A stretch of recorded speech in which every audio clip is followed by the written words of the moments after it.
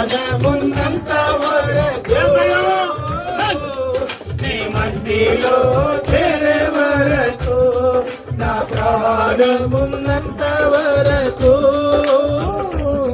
నీ మహిమలో చేరే వరకు.